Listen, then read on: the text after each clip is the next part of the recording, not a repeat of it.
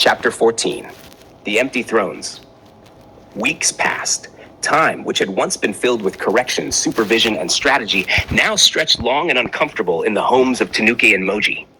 The silence they had once interpreted as respect began to feel unfamiliar, not orderly, not victorious, but hollow. Their sons were distant, not rebellious, not confrontational, simply distant. Stephen no longer lingered in the living room after dinner. He retreated to his room early, phone in hand, conversations short and distracted. His laughter, once effortless, had thinned into something forced. Even when Tanuki attempted to engage him in casual conversation, he responded with polite brevity. "Yes, Mama. Okay, Mama. I'm tired." It was obedience. But it was not warmth. Moji noticed similar changes in Jide. He visited less frequently. When he did come, he seemed preoccupied, restless.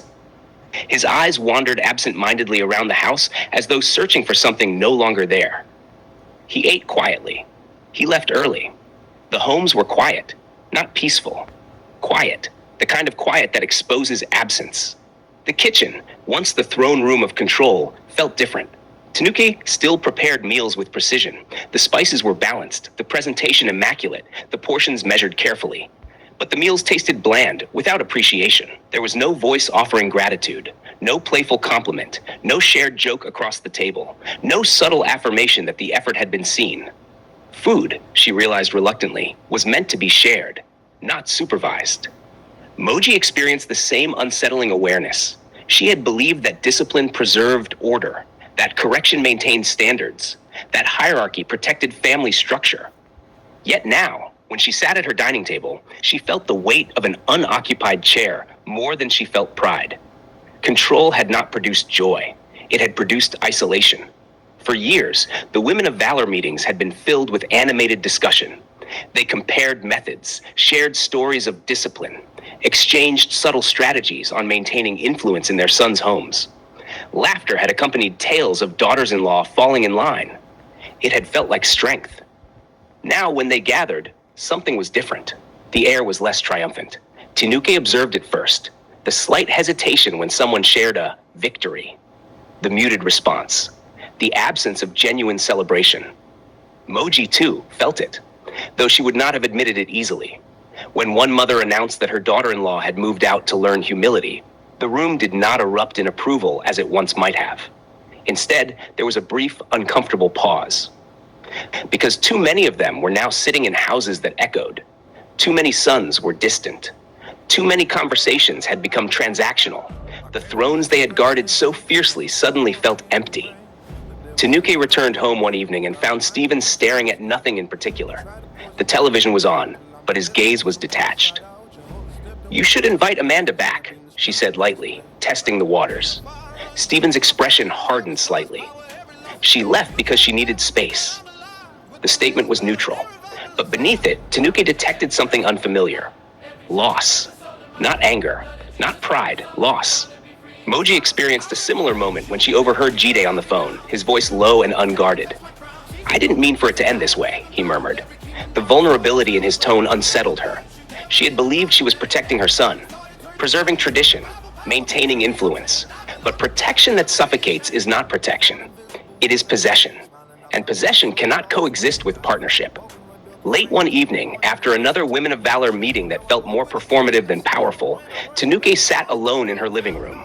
The cushions were arranged perfectly, the floors spotless, the house quiet, too quiet. For the first time, she allowed herself to ask a question she had long avoided. What if control was never the same as love? The thought unsettled her deeply. Because if control had been mistaken for care, then years of strategy had not built security. They had dismantled it. Moji lay awake that same night, staring at the ceiling, replaying Lara's calm departure in her mind. She remembered the steadiness in her voice, the absence of fear, the dignity. It did not look like defeat. It looked like freedom. And that realization disturbed her more than defiance ever had. The Women of Valor meetings continued, but they felt hollow. The conversations were repetitive. The victories sounded rehearsed.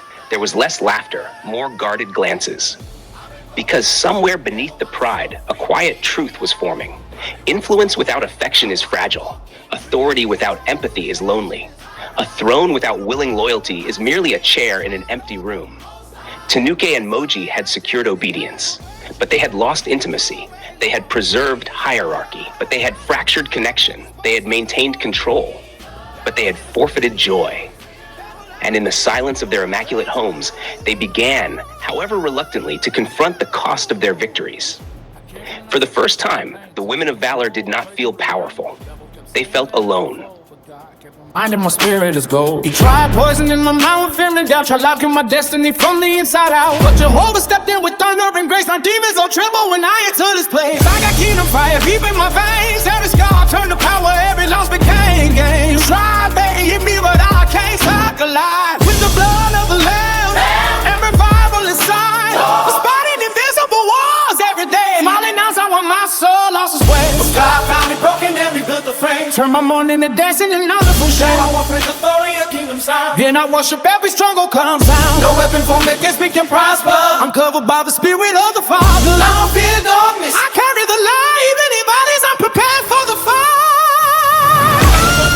People can't be down. You can't steal my purpose. You can't touch my crown. Jesus broke the prison. Now I'm heaven bound. Every fiend of darkness falling to the ground. Heavens forbade you, devil, in the mighty name. Every fight you started to the flames. A revival power, victory obtained. I belong to God and never be ashamed. Once I ain't invisible was every game. Smiling outside while my soul lost its way. My power that God can rebuild the brain. Turn my morning to dancing and honor for change. I open the glory of kingdom sound. When I worship, every stronghold comes down. No weapon formed against me can prosper. I'm covered by the spirit of the Father. And I'm on the prophet. Hey, my defender. I'm not supposed to destroy me. Yeah. Now hear this clearly. Yeah. I need you. I will go hurt you. Never get behind me down. You can still have purpose. You can touch my crown. I will go hurt you. Never get behind me down. You can still have purpose. You can touch my crown. God will prepare you. Devil behind. God will prepare you. You